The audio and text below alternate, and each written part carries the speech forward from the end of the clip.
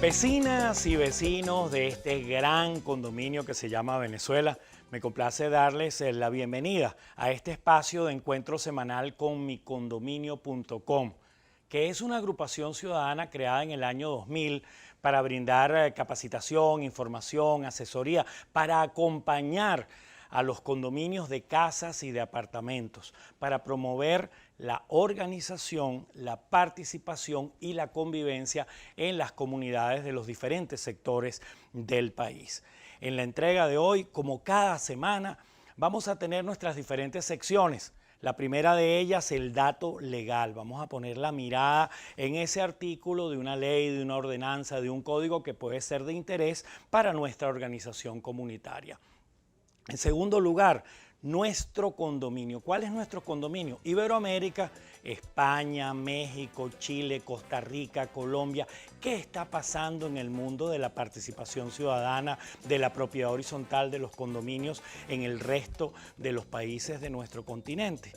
En tercer término, productos y servicios para los condominios. Un encuentro entre las empresas que tienen cosas que ofrecernos para resolver, para atender los intereses y las necesidades de las comunidades de Venezuela.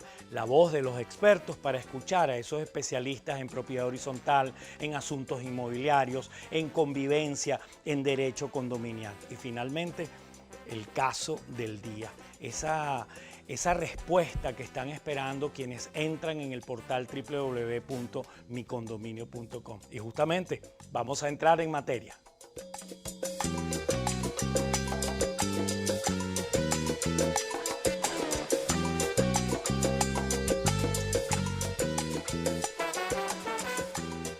La señora Ana Torres, desde La Candelaria, en el municipio Libertador, en Caracas, entró a www.micondominio.com y nos formuló una pregunta que vamos a hacer a nuestra invitada de hoy, que es la doctora Patricia Valenzuela. Ella es médico infectólogo y forma justamente parte de la junta directiva que agremia, que agrupa a los médicos infectólogos en nuestro país. Patricia, doctora, bienvenida a micondominio.com. Gracias por la invitación y bueno, felicidades por este espacio. Gracias, Patricia. Patricia, esta vecina nos hace una pregunta. Ella nos dice, ¿qué hago cuando un vecino o un copropietario me dice que está infectado de COVID-19? Ahora, antes de entrar en esa materia, hagamos un repaso de las medidas que cada quien ya sabemos que debemos tomar. ¿Qué debe hacer un condominio para prevenir el contagio, la presencia del COVID? Entiendo que en tu condominio has aplicado todos tus conocimientos. Sí, la verdad es que las prácticas de las medidas de prevención siguen siendo las mismas y debemos mantenerlas. Incluso cuando sentimos que no estamos siendo afectados en nuestro condominio. Debemos usar tapabocas o mascarilla en lo que salgamos de nuestro apartamento. Debemos mantener el distanciamiento físico. El número de personas que usan el ascensor debe disminuirse. Normalmente se usan 3 personas dependiendo del tamaño del ascensor. A veces, si te lo permite, pueden ser 4, que haya 1,5 metros, 2 metros entre cada uno. En el mío, de mi condominio, solamente lo usamos 3 personas. Debemos tener el tapaboca. La protección ocular es muy importante y no la practicamos como deberíamos y con la frecuencia que se debería. Eso con las máscaras integrales. Sí, o los lentes de bioseguridad o con las máscaras o pantallas escudos faciales. Sí. Porque está demostrado científicamente que suma previniendo la transmisión del virus de SARS-CoV-2 que produce COVID-19. Mantener las áreas comunes limpias es sumamente importante.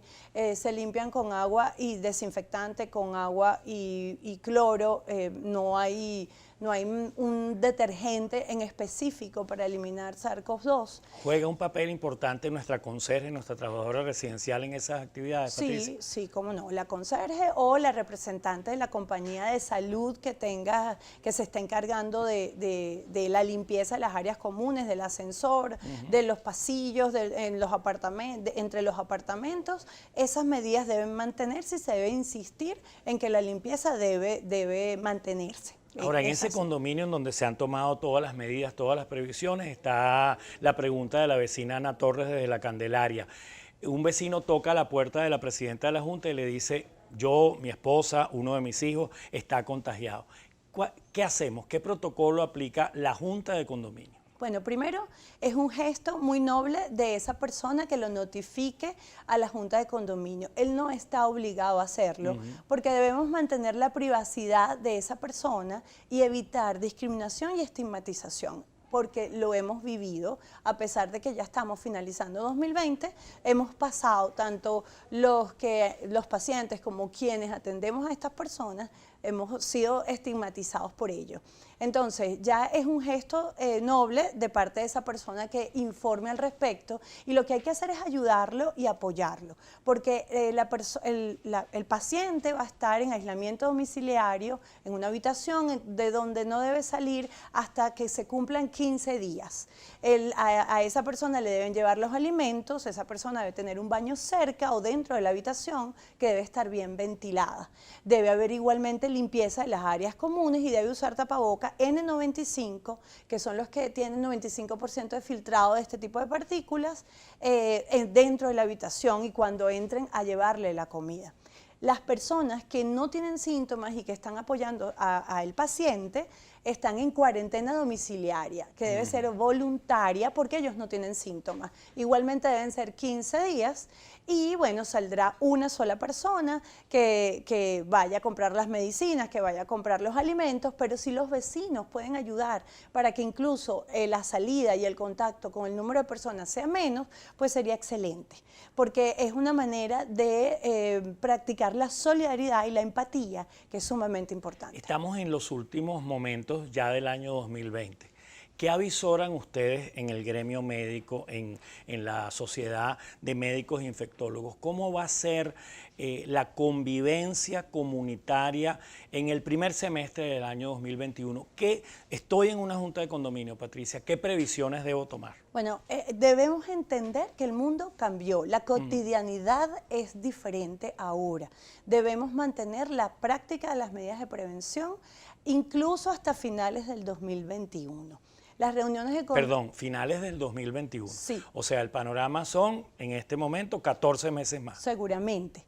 Entonces, vas a poder retomar tus actividades manteniendo la práctica de las medidas de prevención. Si vas a hacer una reunión de condominio, pues debe ser en un espacio abierto, con el menor número de personas posible, con 1,5 metros, 2 metros de distancia entre una y otra, y todos deben usar mascarilla y protección facial o protección ocular. Debes tener gel antibacterial para hacer desinfección de las manos con frecuencia, evitar saludos de besos, abrazos y estrechar las manos. Y esto lo vamos a tener que seguir haciendo, no solamente en nuestro condominio, en nuestro sitio de trabajo. Si en algún momento la actividad académica en todos los niveles se vuelve a reactivar de manera presencial, también lo vamos a tener que seguir haciendo. Y solo eso va a garantizar el éxito. Gracias, Patricia, gracias por esos consejos y por aplicarlos de esa manera tan tenaz en tu comunidad. Nosotros vamos a cambiar de tema en el siguiente segmento. ¿Cómo es eso de que la vida de los condominios se dolarizó? ¿Podemos administrar, podemos llevar la vida económica de un condominio en dólares? Al regreso.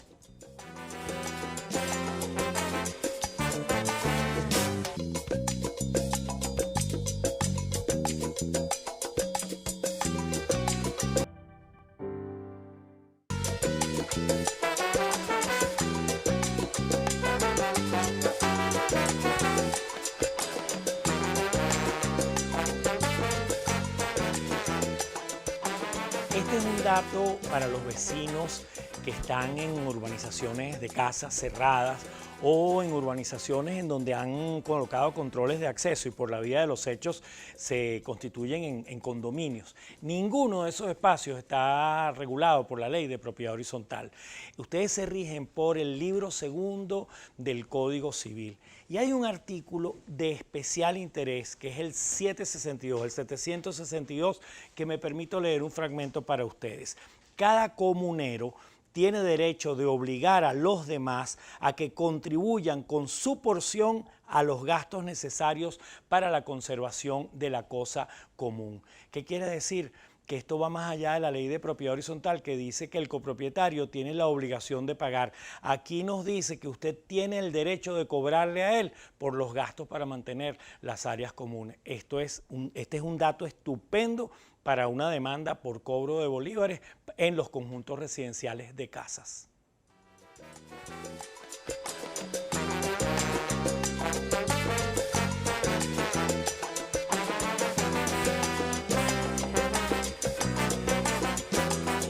Desde el año 2018 al portal www.micondominio.com empezó a llegar la duda, la pregunta sobre la dolarización, el uso del dólar para la administración de los condominios. Recuerden, fue el año en que comenzó la hiperinflación. Ya en este año 2020, masiva la cantidad de preguntas con respecto a esta materia. Y en el reciente encuentro que hicimos sobre la administración de condominios en tiempos de hiperinflación, determinamos que 9 de cada 10 condominios ya están utilizando el dólar como un valor referencial externo. ¿Cuál puede ser el marco jurídico de esta decisión de una comunidad? Bueno, apelamos a la voz de un experto, a un profesional del derecho de mucha trayectoria, el doctor Oscar Bohórquez, que nos habla desde la capital del estado de Aragua. Bien. ¿Qué puede hacer el condominio para evitar que el dinero que cobra a los copropietarios no se deprecie? Es decir, que se pueda pagar con ese dinero las obligaciones que paga el condominio. Sabemos que en tiempos de inflación, una cantidad de dinero que se recibe en bolívares, si no se paga ese mismo día, al día siguiente esa cantidad de dinero no sirve para cubrir esa obligación en virtud de la hiperinflación. ¿Qué pueden hacer los condominios? Frente a esa situación, se han tomado dos alternativas. Una es el ajuste por inflación de las cuotas de condominio atrasadas y la otra es la dolarización del recibo de condominio. Esa dolarización del recibo de condominio, así como el ajuste por inflación, aunque hay que hacer una salvedad en este punto, el ajuste por inflación básicamente es corregir las cantidades monetarias, las cantidades de bolívares, tomando en cuenta la pérdida de la capacidad adquisitiva que tiene el bolívar por el paso del tiempo y el hecho evidente de la inflación. Básicamente lo que se hace es que se toma en cuenta los índices de inflación que informa el Banco Central de Venezuela y con esos índices se saca un factor de corrección. Ese factor de corrección sirve para multiplicar el monto de recibo de condominio atrasado y al hacer esa multiplicación nos trae al valor presente el valor de ese recibo pero actualizado por inflación. Y eso es lo que se le va a cobrar al propietario.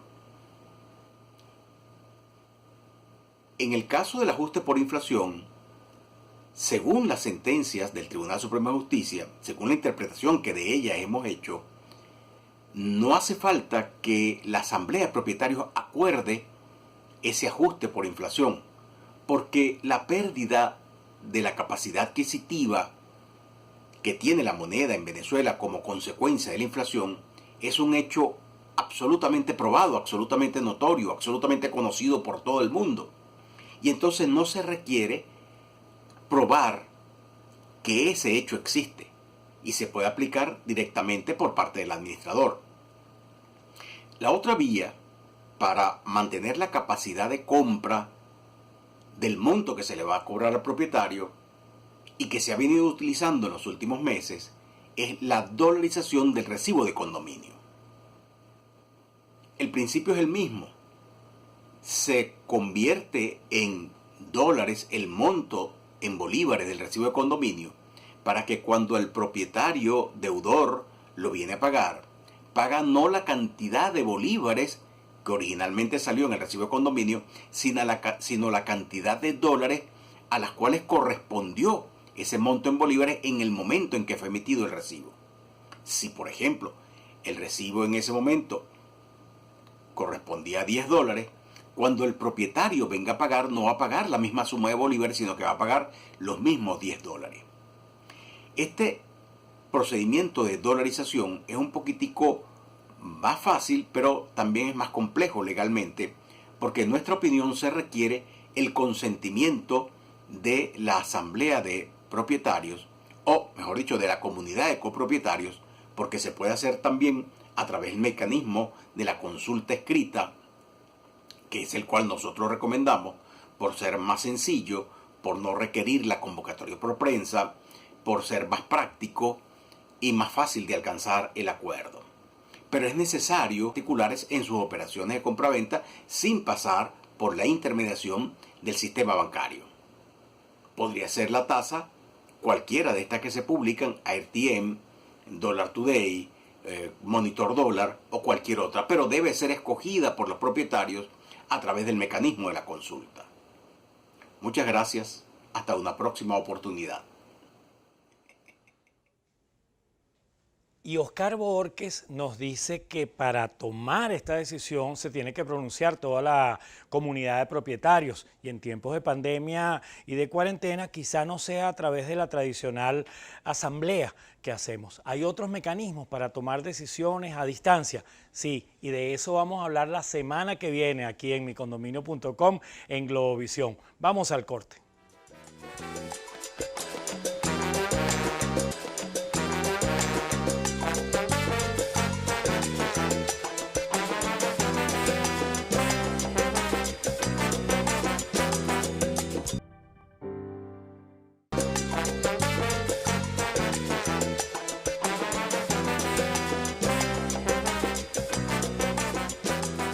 Ana Bonilla es una experta en materia digital y además aspira a ser miembro de la Junta de Condominio de su edificio en La Candelaria, en Caracas. Ana, ¿qué red social debe y puede usar una Junta de Condominio? Yo creo que los condominios, a menos, por ejemplo, en el caso de aquellos que quieren ser modelo para otros, tienen que tener presencia en todas las redes. Sí. Twitter es una red que quizás está un poquito estancada en crecimiento, pero todo el mundo la utiliza. ¿Quién no utiliza Twitter? Para una noticia, enseguida nos vamos para allá. El target que consume esta red social quizás va un poquito más allá del adulto contemporáneo, pero no quiere decir que el millennial que no lo consuma tampoco, de alguna manera consume su contenido. Ahora, para el condominio, Twitter es clave para siempre mantener informado a tu comunidad de lo que sucede en novedades, en noticias. Facebook es más empresarial. Un condominio no lo necesita, a menos que tú funjas, como te digo, de modelo o administrador de un condominio como tal. Entonces tienes que tener una presencia en Facebook empresarial. Pero para llevar contenido, Twitter e Instagram son las que más consumen las personas. Entonces se recomiendan esas redes sociales. A Ana la entrevistamos en la azotea de un edificio. Allí ocurrió esta conversación. Y ahora le preguntamos a Ana Bonilla, ¿los grupos de WhatsApp son una herramienta para un condominio o son un tormento para la comunidad? Y lo primero que tenemos que hacer es tener 3 mínimo grupos de WhatsApp. ¿Por qué? Porque primero, nosotros necesitamos estar informados de todo lo que pasa en nuestro edificio, incluso de, como te estaba comentando, comunicados, todo lo que tenga que ver con el funcionamiento del condominio. Tenemos que tener uno donde podamos discutir, y más en este momento que estamos en tiempos de cuarentena y que no podemos estar tan cerca. Sí. Entonces tenemos que tener, ¿verdad?, poder drenar y comunicarnos. Incluso se creó un grupo de intercambio, que es el tercer grupo, que es donde promovemos, si yo tengo a Soluciones Virtuales, que es una agencia digital creativa, entonces quizás a cualquier emprendedor de mi comunidad que haga o venda cualquier producto, le pueden interesar mis servicios. Tenemos ya para cerrar nuestra agenda, la agenda de los condominios en Venezuela. Todos los lunes y todos los jueves los forochat de productos y servicios para condominios. Y el sábado 12 de diciembre es el encuentro para hablar del año 2021. ¿Cómo nos preparamos en el año 2021 los condominios? De eso vamos a conversar. Información www.micondominio.com. También allí nos pueden hacer llegar sus casos para que aparezcan aquí aquí en micondominio.com y recuerden, en el canal micondominio.com TV en YouTube se cuelga este programa y muchísima información. Ha sido un gusto compartir con ustedes porque estamos trabajando para que Venezuela sea un país de copropietarios a partir de nuestra experiencia ciudadana cotidiana. Hasta una próxima entrega.